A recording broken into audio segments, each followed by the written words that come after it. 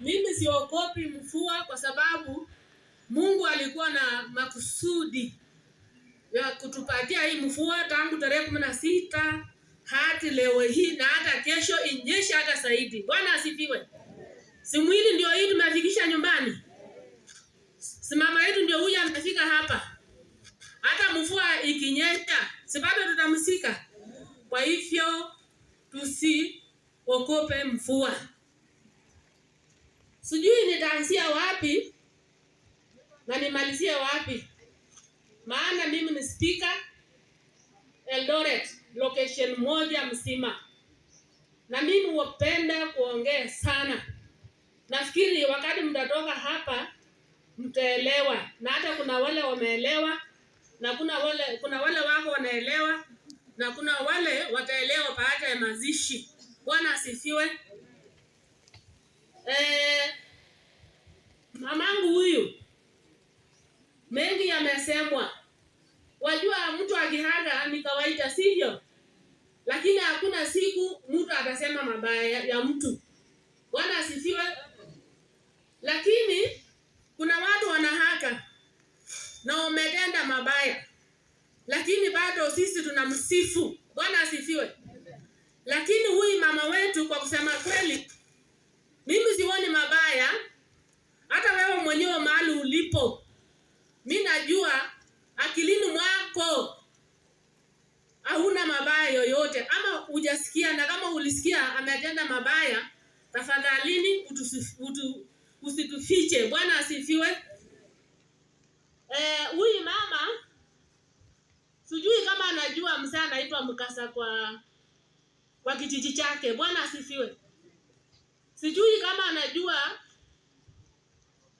assistant chief ama chief. Kwa nini mimi nasema hivyo?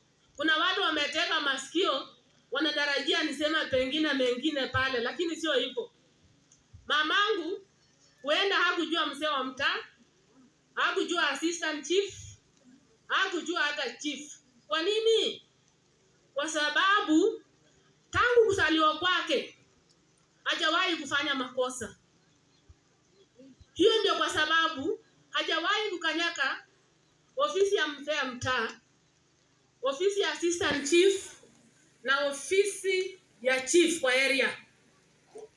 Ukienda kule uangalia zile OB zao, suwa wana nakili mahali fulani ama summons, wana issue summons wakati mtu anapo tenda mabaya ama anapofanya mabaya, kawaida anasamoniwa.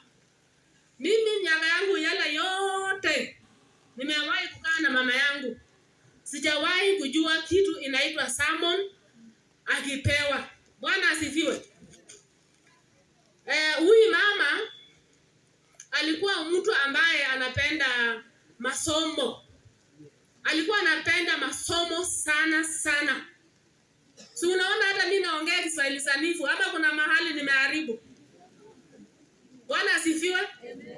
Naongea Kiswahili sanifu kwa sababu yeye kufanya bidii kwangu ili nikapata hiyo masomo, na nikamwahidi ya kwamba sitafunja lugha ya Kiswahili, maana alijitahidi sana kunisomesha. Bwana asifiwe. Mamangu alikuwa anapenda masomo na wajukuu wake wamefanya bidii kutuliko sisi wazazi wao.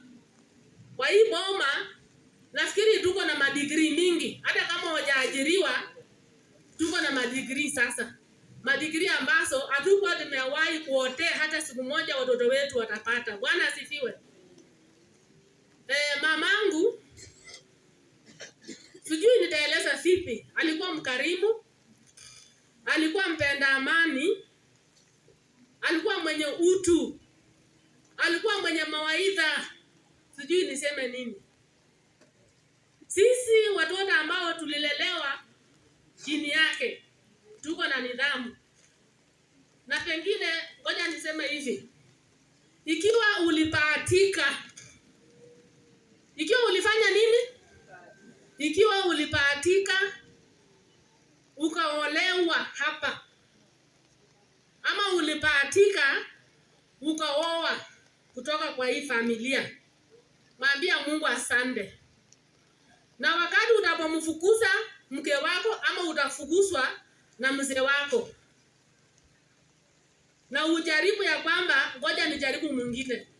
Ole wako, kwa sababu utaishi ukifikiria unajaribu kufananisha, lakini haitaingia. Maana yule wetu kutoka kwa hii boma, tabia zake ni nzuri. Bwana asifiwe.